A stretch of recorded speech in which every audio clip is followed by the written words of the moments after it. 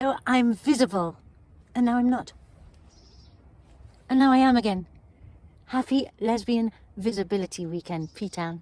Happy Lesbian Visibility Week.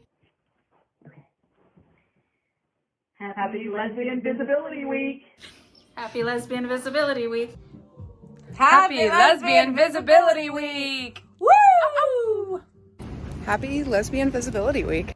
Happy Lesbian Visibility Week. Happy Lesbian Visibility Week. Happy Lesbian Visibility Week. Happy Lesbian Visibility Week. Happy Lesbian Visibility Week.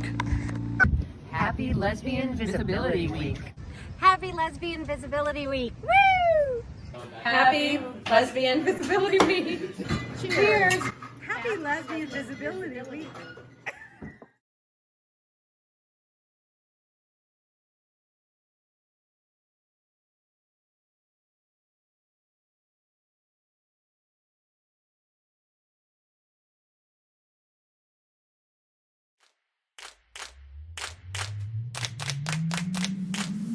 Good morning, everybody.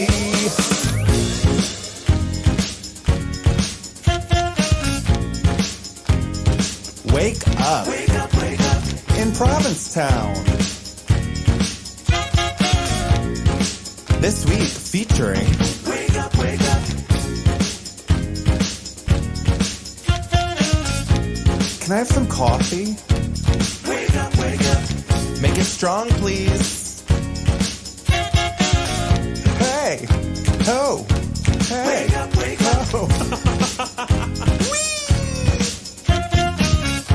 No, really, can I have some coffee?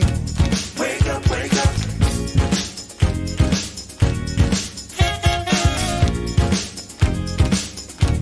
Wake up, wake up!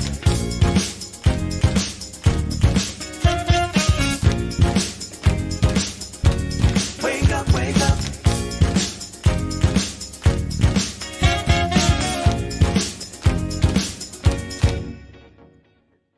Good morning and welcome to Lesbian Visibility Week, y'all. Good morning. You feeling visible, Sam? Good morning, everybody! Actually, we want to thank the Provincetown magazine for the really great plug on Lesbian Wake Visibility up! Week. Wake up, wake up! In Provincetown. And we also want to thank Natalie Ackerman. This week. Yes, we also want to thank the Provincetown Business Guild for the really great article about Lesbian Visibility Week in last week's edition. The Provincetown magazine. And Natalie Ackerman, who took the really awesome cover photo. She's a great photographer, locally based, so definitely look into her for anything you need photo-wise. What were you getting into this week? How was Lesbian There's been Visibility Week? so much happening this week. We started off with the potluck at the Summer of Sass. It was coordinated by Michelle Axelson of Women Crafts and the beautiful people of Summer Sass, Kristen Becker, KT. It was really amazing. A lot of food. We at one point we didn't know if there would be a lot of food, but then there ended up being so much food. I think is the nature of veggie the giving. lasagna for days. We do. Such great conversation. A lot of people that actually I've never seen before in town came up to this, and it was such a beautiful event. So many great conversation again. I would love to have that again. I really think this is such an integral part of the lesbian community, giving and sharing and having conversation. Kind of perfectly timed at the start of the week when we're so busy. We have a fridge full of leftovers now, so we're set as we're like getting ready and running through so many other events. Like Tuesday, what did you do Tuesday? Tuesday was a pink full moon. So in Babes and Boys fashion, we threw a party, porch hang at the Gifford House. It was really also very cool. I think a nice hang. We brought our lovely lit up moons. We had tarot by Casey, who also read astrology. And another great turnout, a lot of good feedback. And it seemed like just, I don't know, every single event has been, community, great to talk to people, and just so heartening, I think. Yeah. What happened Wednesday? Wednesday. So being the thespian that I am, I was just like, no, Lesbian Visibility Week is complete without a play reading. So we Babes and Boys partnered with the B-Plot reading series. Thank you, Peter Toto and Eden Allegretti, to do Jane Chambers' Last Summer at Bluefish Cove. Oof. Seminal lesbian play. You must read it if you haven't gotten it. And Jane Chambers has a history within Provincetown. And in true event planning fashion, we had a little bit of some obstacles and overcame. Two folks sadly had to depart from our cast. So Carmen filled in and got her thespian debut. Pretty excited. Yeah, you're a lesbian thespian now. How So did you fun. feel? Honestly, really, really awesome. What was great about the experience too, Brittany Ross was the director of that production. She really like honed in on everyone and picked perfect people locally for each role. I was reading my lines live, so I had no idea of the ending, and what a dramatic ending, but it was really awesome to be a part of something that meant so much to very many people in the audience, all different multi-generations enjoyed it, and I think brought about some really exciting conversations in the after. Exactly. I think one thing that was brought up that was really important was that, so this play was produced in 1980, and it was scary to come to a play with such a nature of lesbians out talking about their love lives, their lovers, their friendships. And it's really important, I think, to have these conversations and be reminded that we are here now because of the people that came before us. And that's what I love about storytelling and having those conversations and dialogue, because without that, we would not be here today, being so visible. And so that was really beautiful. Thank you for gracing us with your presence. And then we got to do, the herstory panel. Oh my God. There's so much been going on. We had a lovely herstory panel yesterday at the Gifford House. Who was on the panel, Carmen? It was jam-packed. We had Shar Priolo and Gina Lithcott, Billy Avery, Donna Walker, Lynette Molnar, Jadi Amazi, who we'll have on camera soon, and Michelle Crone made it, which was really special. So it was just a fun night of insightful, powerful, often humorous storytelling that we captured for the archives for the Generations Project and the just for future archives that we'll have here in town. Yeah, thank you to Nate and all PTV for allowing us the chance to capture this, and it will soon be up on PTV for you can view. And yeah, I think just as I said, like it's important to archive these stories and learn about what has come before. So it's really beautiful storytelling. Can't wait to put that up for all of you to see. It was really great also this entire week to see so many allies come together to help make this week possible. Gifford House providing the space. These lovely flowers here are actually from Liam of Salty Market. He helped cater last night's event. We thank him for that. He's actually open now 6 days a week. If you pop through Truro, just closed on Tuesdays, and they'll be hosting a May Day party on May Day with a DJ, fresh flowers. You can get there too. So stop in and say hello to our favorite chef. Thanks for coming through. And what else has been going on for you this week, Carmen? In addition to Lesbian Visibility Week, I actually couldn't make it to the party on Tuesday. I'm sad to have missed it, but I know I had a great time. I also hear Crohn's Trivia was jam-packed, like 6-8 teams or so. That happens every Tuesday in the off season at Bayside Betsy's, and this Tuesday is going to be the last one. So be sure to pop by and say hi. She had some hysterical stories that she told last night, and just it felt like going the tip of the iceberg of everybody's stories. So if you can ever find any of them, again, just ask whatever you can. But where were you? Tuesday, I was in Boston. Fancy. Took a road trip with Trevor, my work wife, over at the PBG, and we went to it's called the Greater Boston Concierge Association meeting, which is a mouthful, but it was kind of a beautiful moment for me to dip a toe back into my former world in hospitality and concierge life. But they invited us in a really cool moment to a private meeting where we got to talk about Ptown as a destination for them to send their guests to. And while that seems strange, since they want to keep their guests in Boston, and that's, you know, their job is to promote the town that they're in.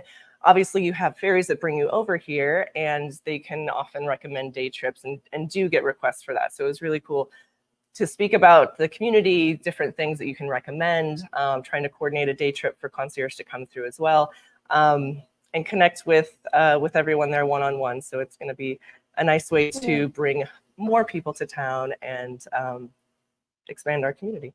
Thank you for being so visible to the Boston community. So it's been a wild week, and it's been really also some great weather, and upcoming we also have some more good weather, but we have a weather report from our Leslie Lobster, Cindy. Cindy, could you tell us about the weather?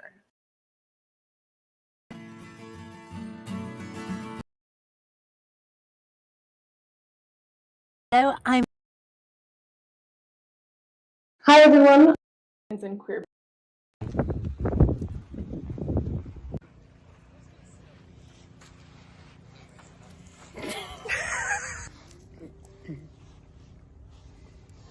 Hello, folks. This is Cindy Lobster joining you live from Provincetown.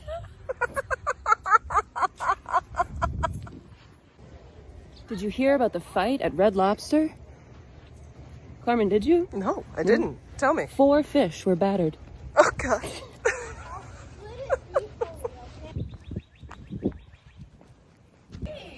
Cindy Lobster coming straight to you. Hi.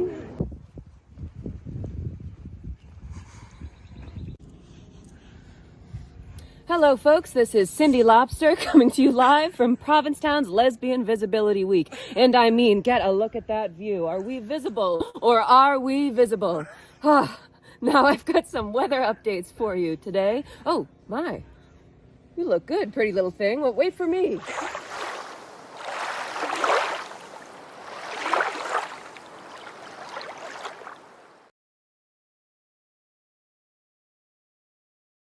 Thank you, Harrison. So y'all, just so you know, we've done a little bit of a role reversal. Also, I'm Sam Sewell. And Carmen De Silva, babes and boys. And we love that this beautiful Wake Up community is supporting us. Harrison's behind doing tech today. Yeah. And we love him for so that. much fun. We're going to do a little bit of a news segment for you. And so doing some research on lesbian visibility and the importance of it. The recent research from the LGBTQ+ Young People's Charity, It's Just Like Us, shows that 2/3 of lesbians delay coming out due to harmful stereotypes.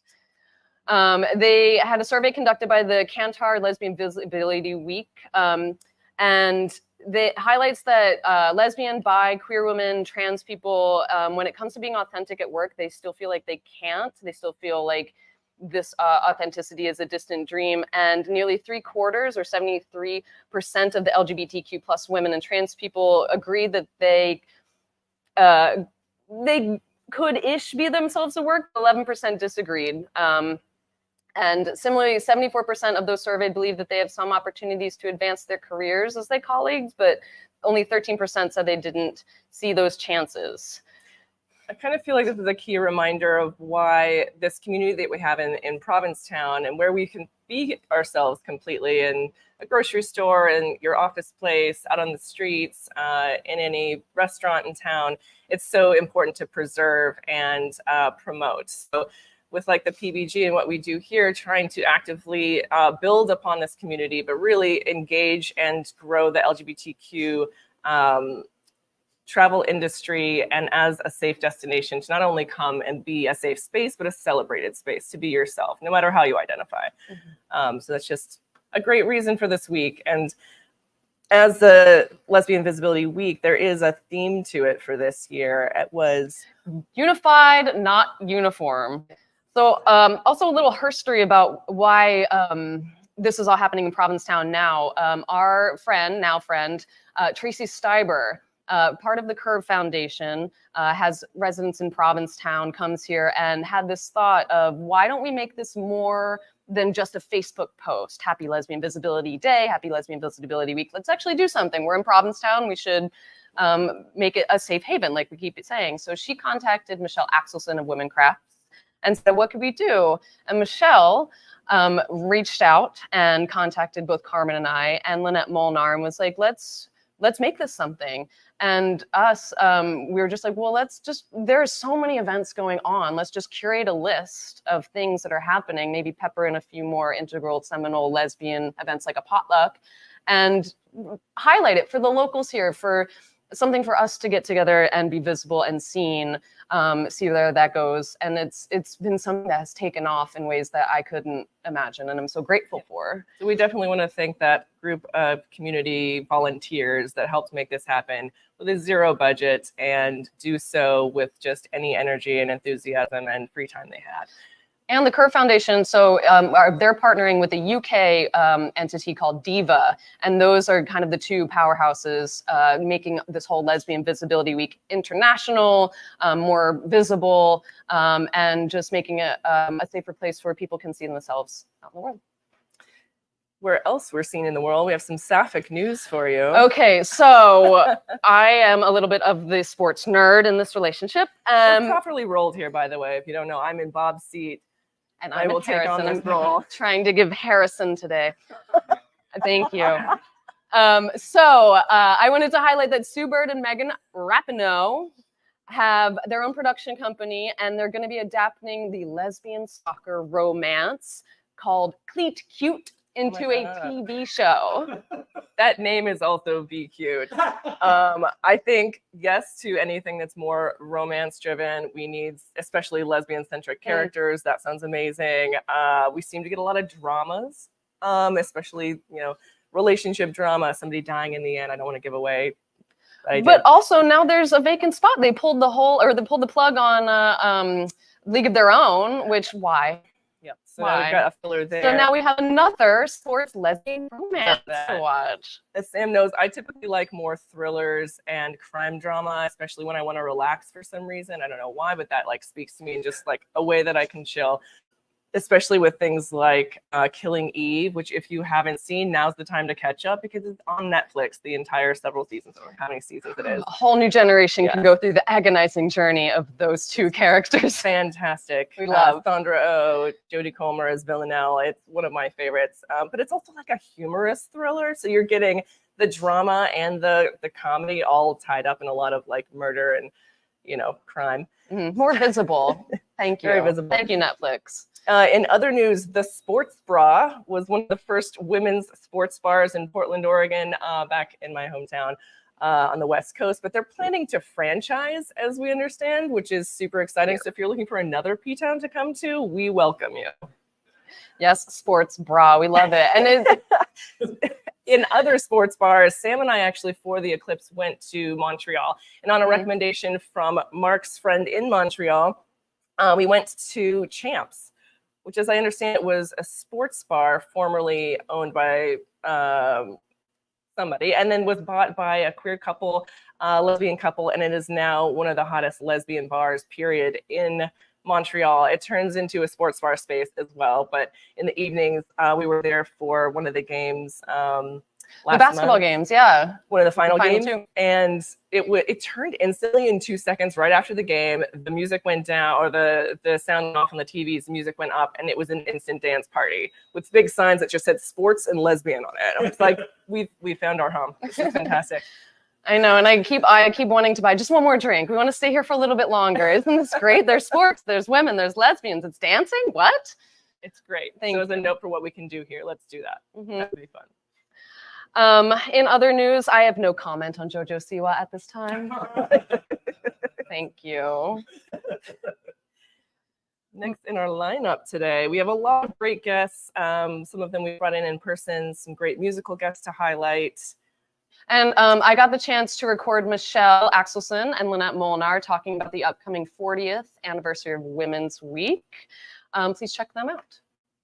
I'm Michelle Axelson from Women Crafts. I'm sitting with my friend Lynette Molnar. Hi, Michelle. So great to see you. It's really great to be together. We're celebrating Lesbian Visibility Week this week. Yeah, the inaugural one. It's a pretty big deal, and you've watched a lot of events go on with women in town over the years. And I wanted to ask you specifically, this year coming up is the 40th anniversary of Women's Week. Yeah, the milestone 40th anniversary of Women's Week. It's a big deal. It's a huge deal. And I'm telling my friends that everyone should come because there's really nothing like it in the world. And this year, because it's the 40th anniversary and so many people will be here, I think it's an experience absolutely not to be missed. And that's not just hyperbole. I believe you. I think that in general, every Women's Week is my favorite week of the year in Provincetown, I have to say. But will you tell everybody a little bit about the history of how Women's Week came to be? Yeah, so Women's Week was founded by a group of women who owned inns who first decided to combine their efforts and in terms of learning to innkeep, and form an association called Women Innkeepers of Provincetown. And they did everything from share tips on where to get the cheapest toilet paper to how to market, because so many of them had different careers, like so many innkeepers who come here do. And they had a meeting and decided they wanted to invite their guests back for the fall. And so Women's Week started as a clam bake on the beach. And I wasn't there. I hear it was very cold, but very festive. And I was thinking about this on my drive today, that so many of the women involved were 30-something at the time. How interesting, right? Yeah, so 4 years later, and three of the principals in forming the Women Innkeepers and Women's Week are Val Carano and Diane Corbo from Ravenwood and Elizabeth Gabriel from Gabriel's. And ironically, they're the two that are still left, remaining. And I find that very poignant and amazing. And worthy of celebrating. Part of what we're doing for Lesbian Visibility Week is being visible to one another here in town.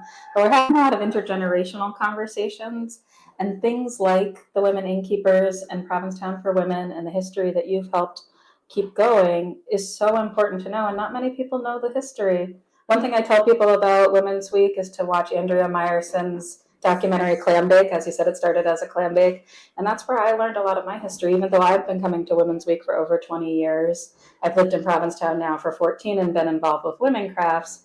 So I see how it affects my shop, how it affects town. But just as a participant in Boston coming, it was something I craved and needed. And we're finding that about this week too, that women crave space with one another. Yeah. And Women's Week, I mean, I was thinking about that as well today, that Lesbian Visibility Week is very similar in a way to the beginning of Women's Week, a group of people getting together and welcoming everyone to participate who wants to be on the schedule. And who knows what will happen with Lesbian Visibility Week in the future. But I think that Provincetown is home. Once people come here and find us, they feel like they're home. Absolutely. And they want to come back again and again and again, because this is where I think I've traveled all around the world. This is the one place where you can be yourself 24 hours a day, 7 days a week, 365 days a year, and be totally safe. And the reason that I make that distinction about 24/7, 365 is there are other women's events that happen around the country and in other places, but it's more like one event for a week, and people take over a hotel. But once that week is over, it's completely different. No sign they were even there. So we're so blessed to live in this amazing town. And so incredibly lucky to be kind of the people involved in the planning of Lesbian Visibility Week and Women's Week are the kind of stewards for these experiences that mean so much to so many people that they can't have anywhere else. Absolutely, that's so beautiful. What would you say is your motivating force to still be working on it these many years later? It's my form of social activism now. Absolutely. Yeah. My first political act was when I was 5 years old. We don't have time for that. But I've been involved in trying to create space and hold space and demand space for girls when I was 5, and for women and lesbians and feminists and our whole LGBTQ community now. It's my form of activism. I've done a lot of different political work, and this is what I'm doing now. I appreciate you so much. What I'm trying to do when I talk to people this week, and as we talk to people tonight on this panel that we're participating in and watching, is to say thank you. You're actively in it. You're not done, but thank you for what you did before I knew you. Thank you what you've done in this town since I've known you, and what we'll continue to do together moving forward. It's a beautiful partnership. I love having you as a friend and an ally. Thank you for saying that. And for the people that don't see who's behind the scenes, Lynette Molnar has been bringing us Women's Week for the past many years, and I appreciate you so much. Along with a lot of other people, yes. but Thank you. I am kind of the Oz these days. Yeah. Thank So you. people can check out womensweekprovincetown.com for the schedule and keep in touch with what's going to be happening. We're going to have some great things this It's year. really looking exciting. We hope people come. Please come. Thank you. Thank you.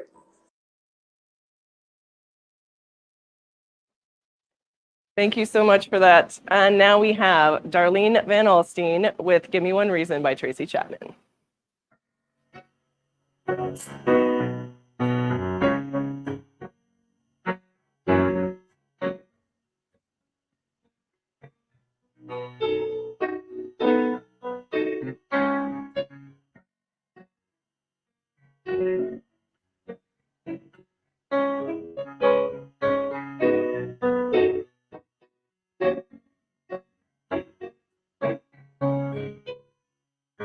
Give me one reason to stay here, and I'll turn right back around. Give me one reason to stay here, and I'll turn right back around. Said I don't wanna leave you lonely. You gotta make me change my mind. Got your number, but I know that you got mine. You know that I called too many times. You can call me, baby. You can call me anytime. You got to call me. Give me one reason to stay here, and I'll turn right back around. Give me one reason to stay here, and I'll turn right back around. Said I don't wanna leave you lonely. You gotta make me change my mind. I don't want no one to squeeze me. They might take away my life. I don't want no one to squeeze me. They might take away my life. I just want someone to hold me. Oh, and rock me through the night. All right.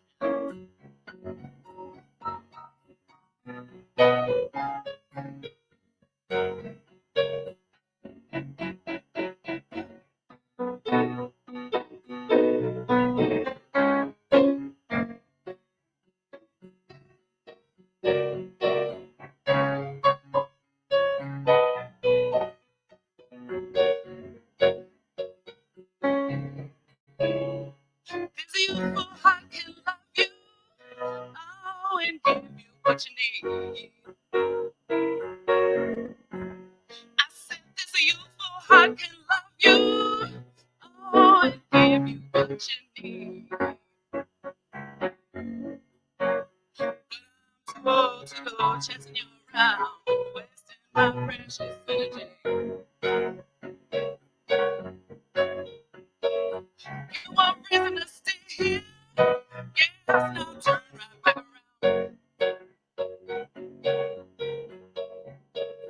Give me one reason to stay here, and I'll turn right back around. Said I don't wanna leave you lonely. You gotta make me change my mind. Just give me one reason. Oh, give me just one reason why. Baby, just give me one reason. Oh, give me just one reason why I should stay. Said I told you that I loved you. Ain't no more to say.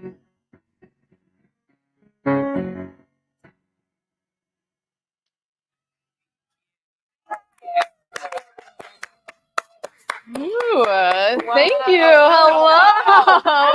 Hey, it's good to see you. I am seen.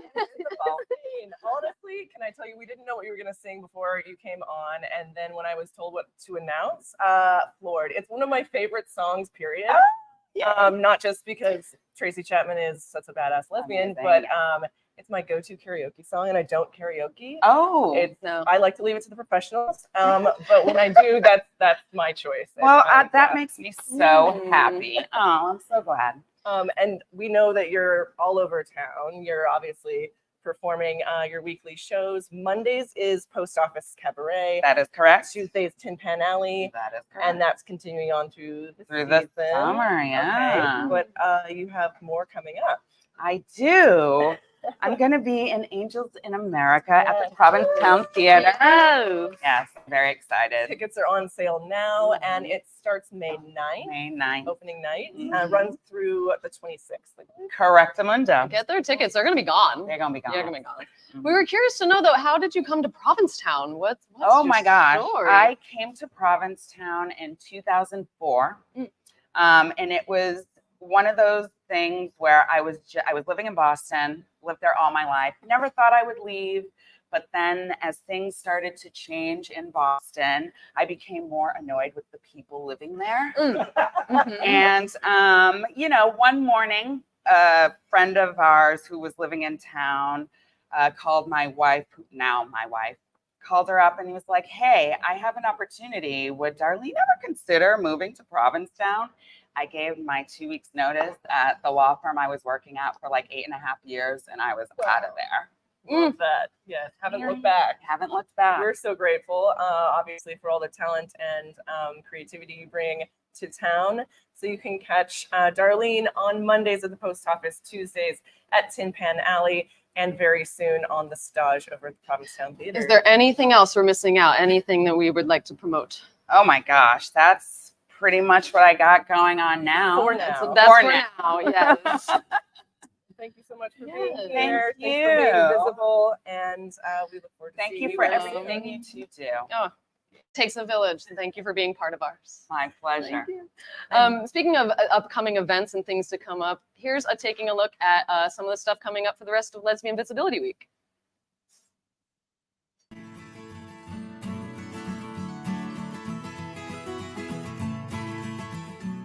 Happy Lesbian Visibility Weekend, everyone! There's been so many great events all week long, and they're continuing on through the weekend. Tonight, we have the Feminist Stoop Readings at 5:30 p.m. outside Womancrafts, the official information center for Lesbian Visibility Week here in Ptown. And Katie Castagna will be performing Our Queer Elders, a queer history through storytelling and song in the Wild Speakeasy at Gifford House tonight at 6:30. Then be sure to stop by the official Lesbian Visibility Week welcome meetup at Harbor Lounge starting at 8 p.m. tonight, where you can mix and mingle and learn more about this weekend's events. Also, at 8 p.m., Saph Ayers, a glaring comedy show by Anne Hutchinson featuring Hilary Tamar, will be found at the Red Room. Entrance is pay what you wish at the door with special code Let's Be Anne. Friday night is also jam-packed with several of our favorite local live performances, starting with Brittany Rolfs and Clint Morris in the Dive Bar at Crown and Anchor from 9 p.m. to 11 p.m. You can also find Hilary Tamar belting cabaret classics at Tin Pan Alley from 9 p.m. to midnight. End your evening this Friday with us at The Underground featuring DJ KT at 10 p.m. No cover, just murder on the dance floor. Saturday morning, you can ease your way into the weekend with yoga and a national seashore tour and guided hike in collaboration with Yoga Joint and Mayflower Excursions. If interested, tickets are still available online at mayflowerexcursions.com. Reserve your combo ticket today and use code LVW24 for 10% off. Join us at Mata Field at 11 a.m. for some pickup softball. Sign up to play by contacting Carol at Carol_Bergen, BERGEN at hotmail.com, or just stop by to cheer on your favorite team. Afterwards, come celebrate the wins and losses with old and new friends at the Babes and Boys Clubhouse pop-up from 1 to 4 p.m. at the Provincetown Brewing Company. Delicious food, great local beer, plus free pool, darts, games, and more. And their patio's dog-friendly, so please bring your four-legged friends. Speaking of furry friends, the Black Dog on Commercial Street is hosting a doggy adoption from 12 to 4 p.m. this Saturday. Stop in to snuggle a puppy and possibly meet your new best buddy. 20% of the day's sales will be donated to partner shelters as well.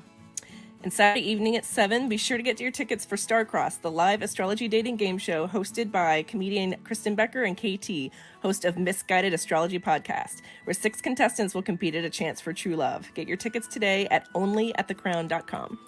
Saturday's lineup will end with Les Dance, a dance party at the Underground with DJ Lizzie Pitch starting at 9 p.m. We'll see you there.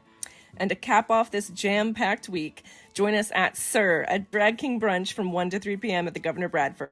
Tickets are available online for $15 in advance or $20 cash at the door. Please visit babesandboys.com to secure your tickets today. Hope to see you out and about this weekend. Welcome back, Carmen. It's good to have you back. Nailed it.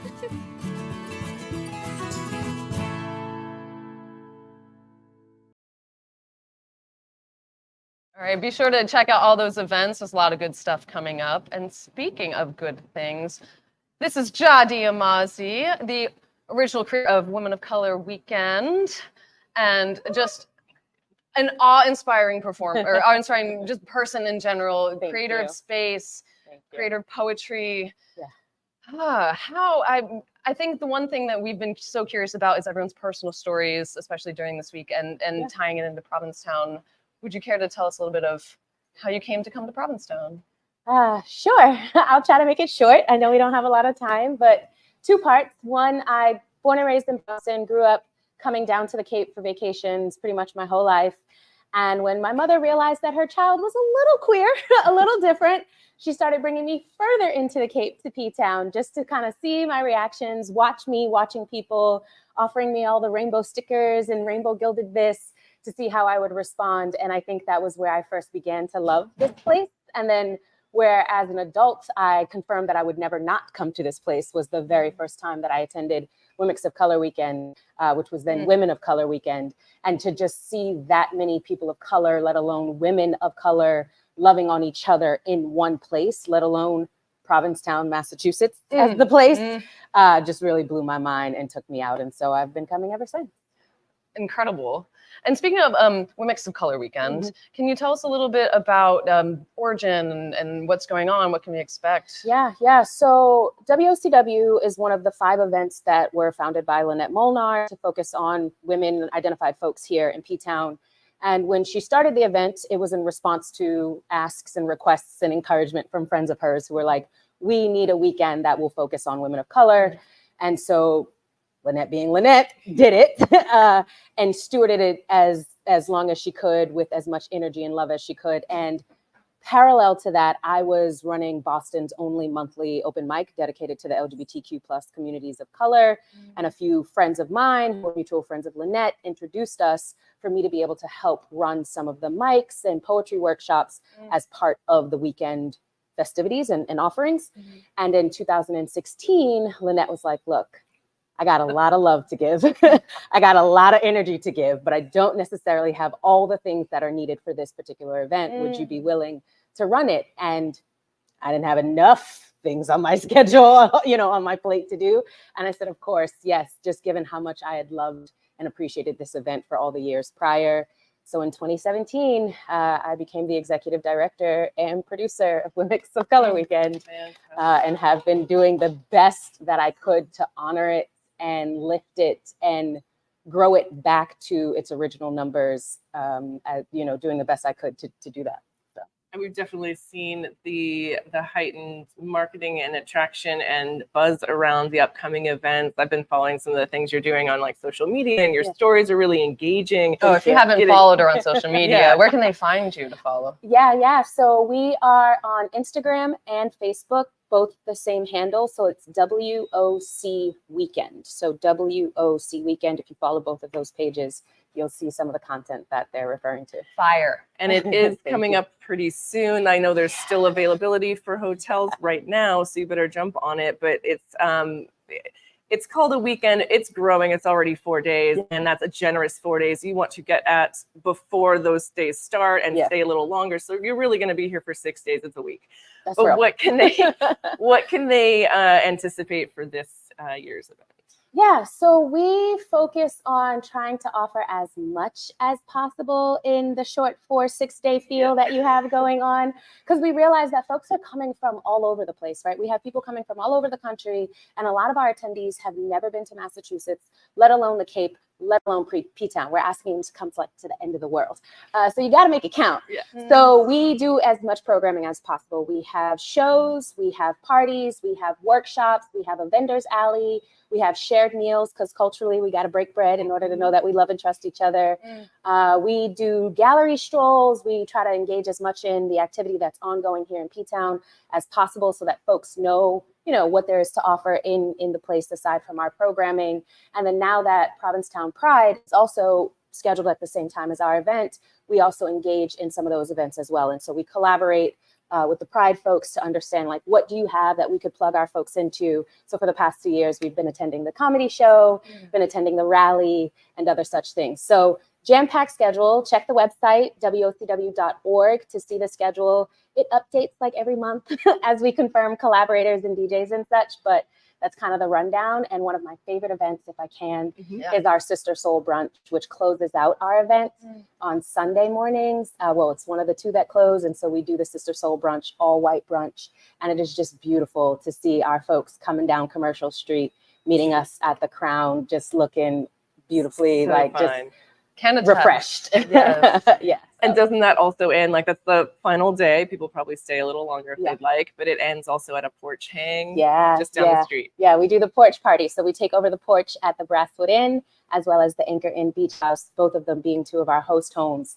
And we just hang out on Commercial Street and like block traffic and piss a bunch of people off and party with people. And we're like yelling across the porch and, getting those last minute phone numbers and all the things. And so, yeah, it's a really cool time to just be outside of a venue and just kind of like on the streets. Yeah.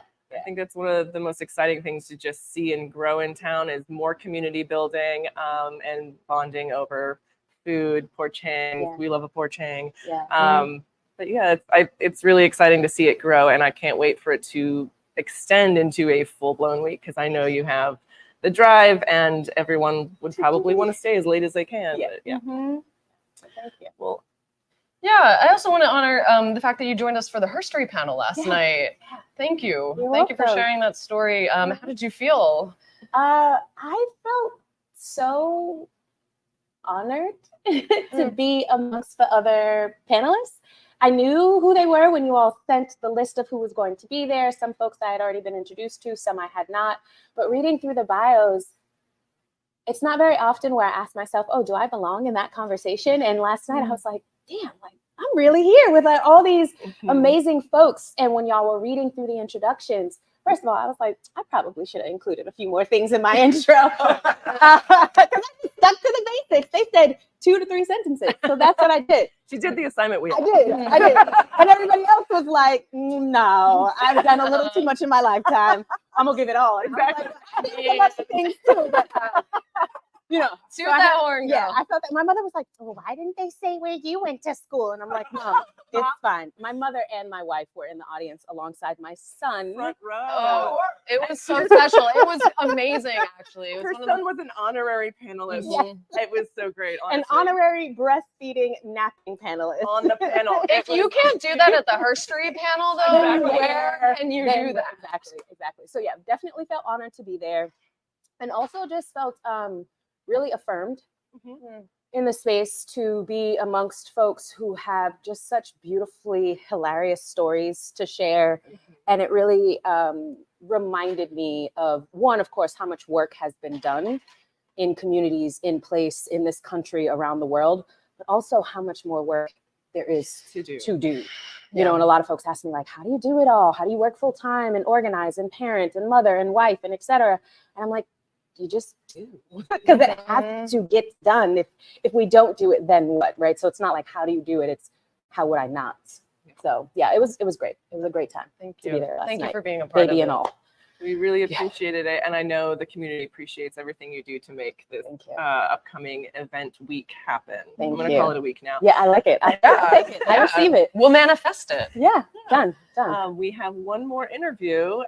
We do, but before we do that, is there anything else you'd like to plug? Anywhere people can find you? Yeah, so I would say definitely please follow us on social media. Like I said before, WOC Weekend on Instagram and Facebook. And more importantly, please share our stuff. Like whether you have somebody in your community that would identify with our event or not, just share it. They might come across your material and need to know that we're here. Y'all are talking about seeing all of our IG stuff happening. We finally hired a media team and they are killing it in the game. Like they're just getting us all the way out there, but it never is enough, right? Like it's never enough. We don't know who we're not reaching. And so anything you can do to help share that we're here and we're here for our folks would be greatly appreciated. Yeah. Thank you. Yeah.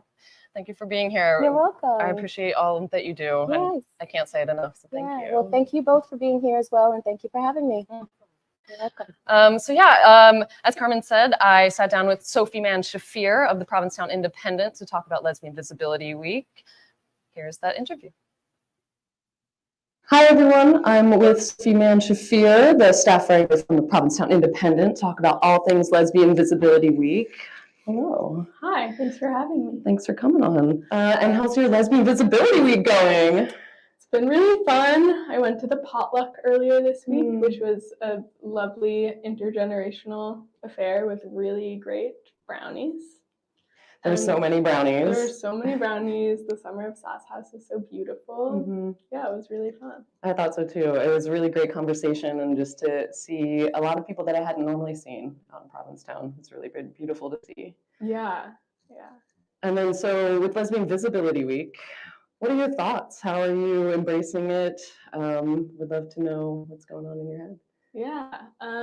So I had a great conversation with Michelle Axelson last week, who described it as this time for lesbians and queer people who are here already to sort of be visible to each other and to be in community with each other. And I really liked that idea, especially given that Ptown is, driven a lot by tourism, just thinking about what it means to be here all the time. And of course, people are visiting, and that's amazing for this week too.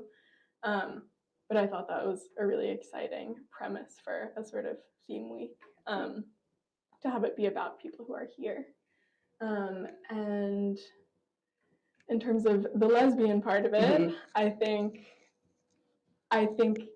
I personally typically prefer words like gay or queer, because they feel more expansive to me. I think partly that's something that maybe my generation feels a bit more, and also the main thing to me feels like that they are adjectives. Like gay is an adjective, queer is an adjective, which I think makes it easier to sort of try them on and see how they feel and see gender and sexuality in a fluid way.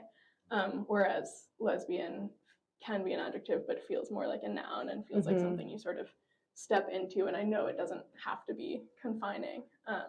And I think to many people it isn't. But somehow in my head, it sometimes feels that way. But I do think from a historical perspective, it is a really important word and identity. And so in that sense, I'm all about it. And I'm enjoying this week so much, and I'm so glad it's happening.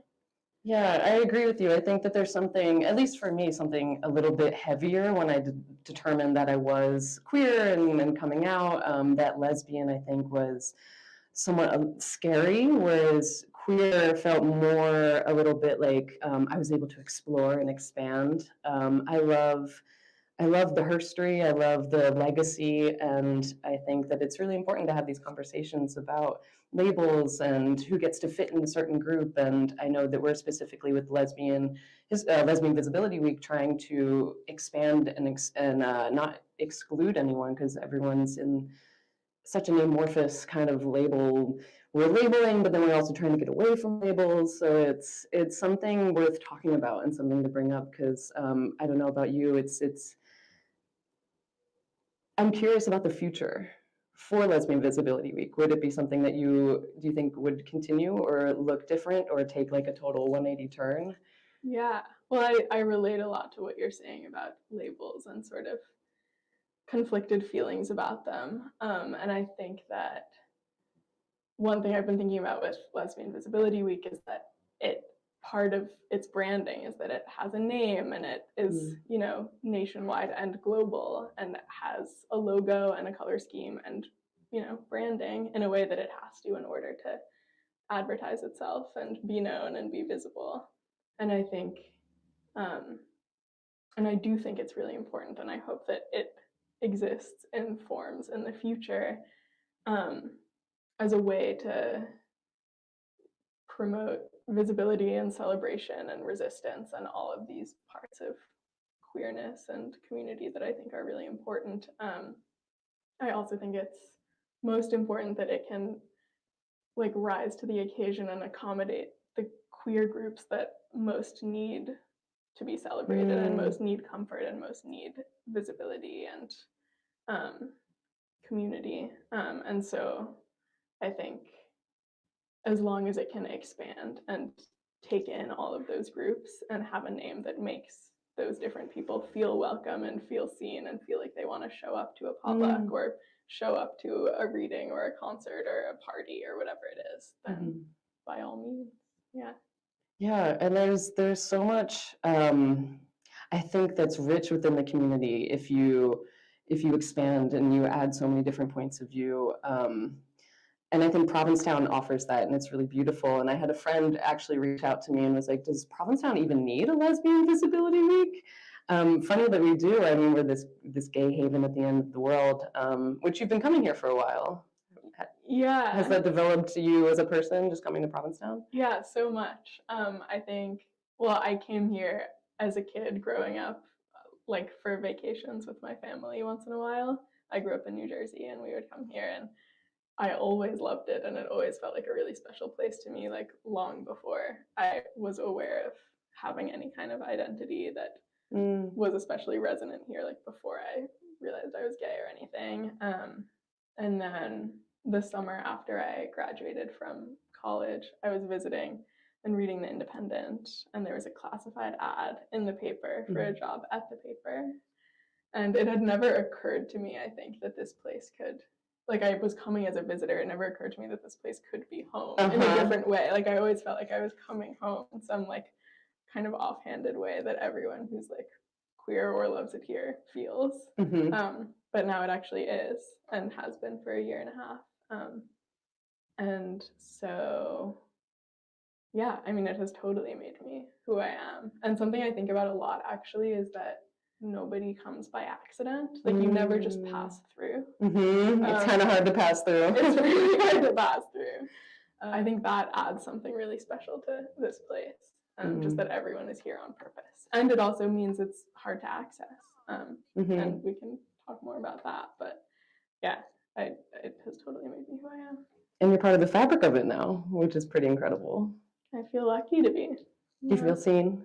I do. I, for the most part, feel pretty seen. Except at Ptown Gym, I feel invisible, but in a great way. I love being invisible there. I can relate. Yeah. So what's next for you? It's coming up. How can we see your work? Well, what's immediately next for me is that next week is Turo's back-to-back town meeting extravaganza. Okay. Yep, special town meeting, annual town meeting under a heated tent. Everyone should come. Probably everyone's already coming. But I've been bracing myself for that for about 6 months. I cover mostly Truro news. Yeah, so that's what's next for me at the Independent. Awesome, that's really big. So much power and all the woo to you to cover. That's a really big topic. Yeah. And don't forget to check out the Independent, check out the Local Journalism Project, and you can donate to them online. And what is the website, Local Journalism Project?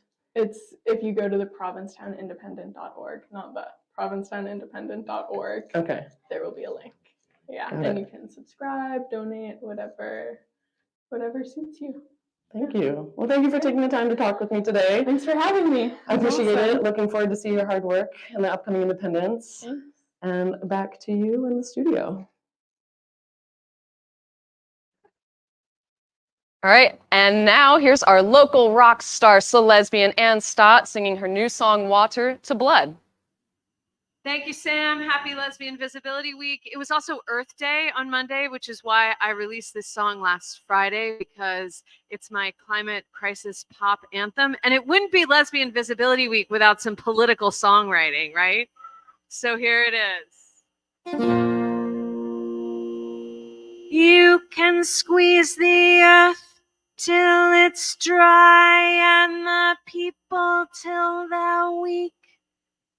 Build a wall so high you can't hear the screams, but so far we've had fires, floods, and now the plague. This empire's dying 'cause it can't face change.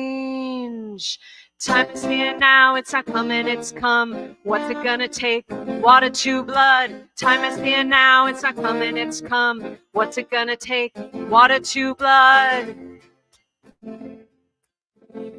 You can ignore those facts, ignore the pleas, ignore the signs, botch your schemes, it'll just come faster. Last week's obsolete, truth's catching up with your greed. Time is here now, it's not coming, it's come. What's it gonna take? Water to blood. Time is here now, it's not coming, it's come. What's it gonna take? Water to blood. What's it gonna take? What's it gonna take? What's it gonna take? What's it gonna take? What's it gonna take? What's it gonna take? Some changes come fast. Some changes slow. The change we resist, it's the hardest blow. If the water runs out, the blood will flow. The change is ours to choose. Drown or row. Time is here now, it's not coming, it's come. What's it gonna take? Water to blood. Time is here now, it's not coming, it's come. What's it gonna take? Water to blood. What's it gonna take? What's it gonna take? What's it gonna take? What's it gonna take? What's it gonna take? What's it gonna take? What's it gonna take? What's it gonna take? What's it gonna take?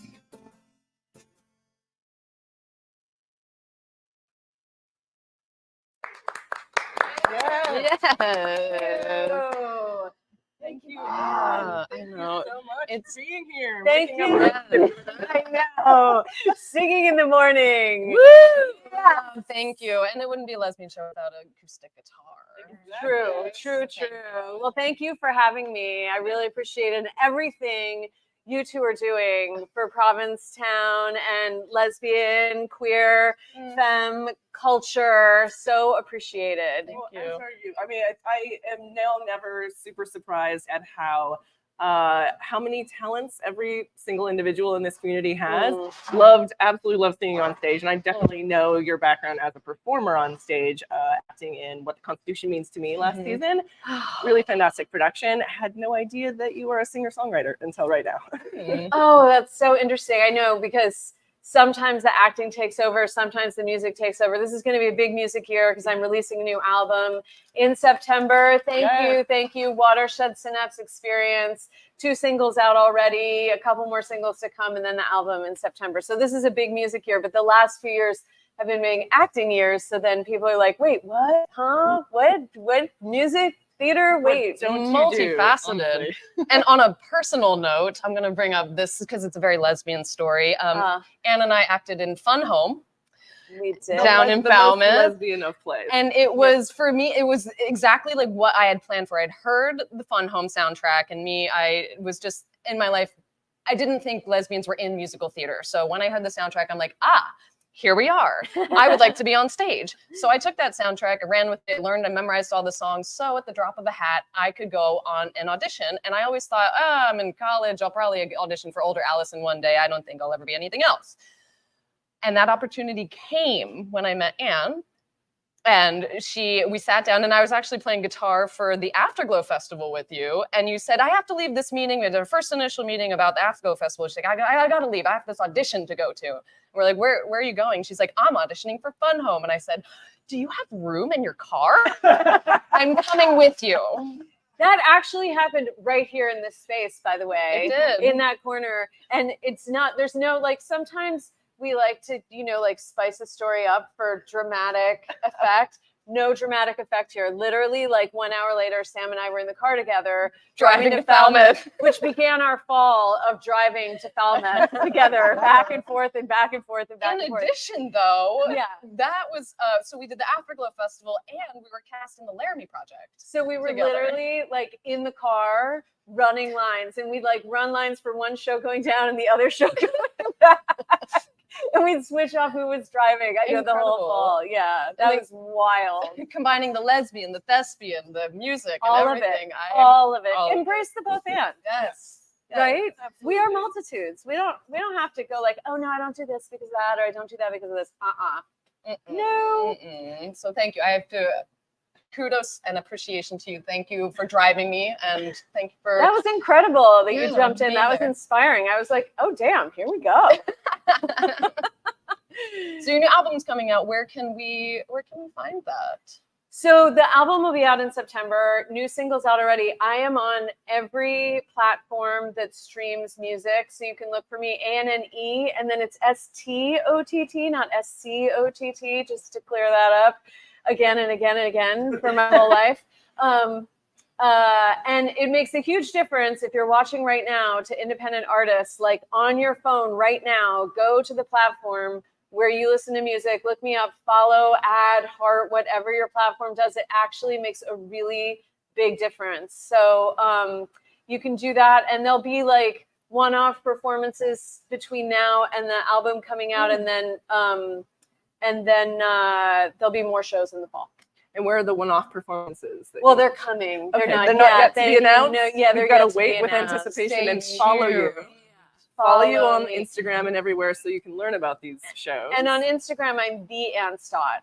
There you go. Yeah. The one and only. The one and only. Yeah.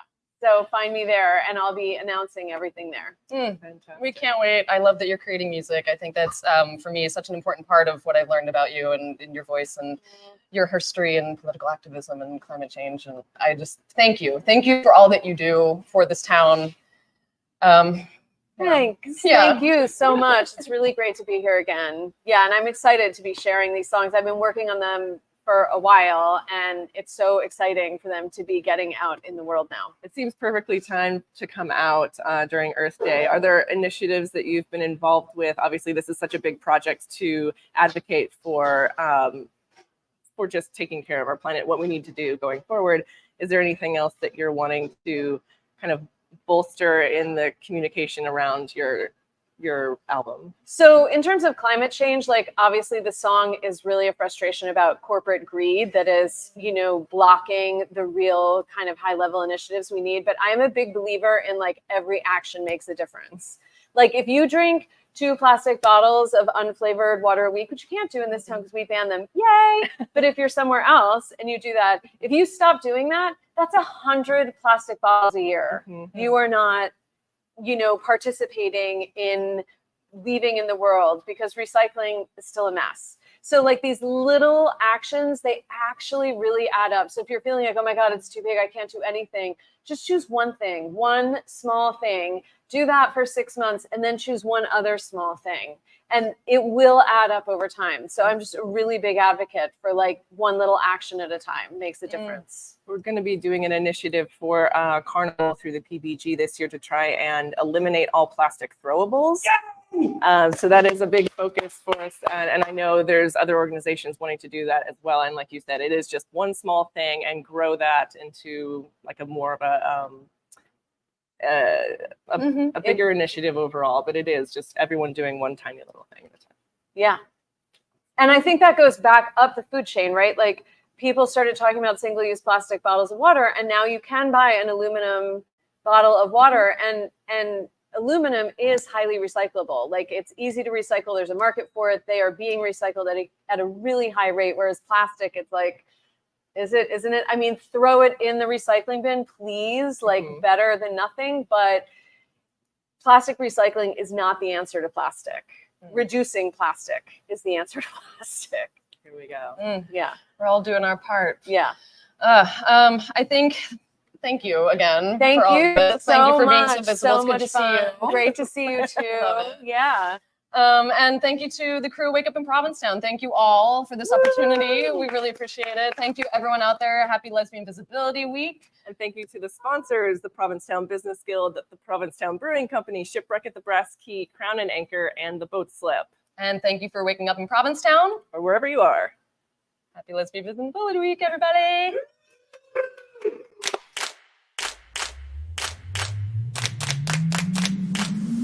Good morning, everybody.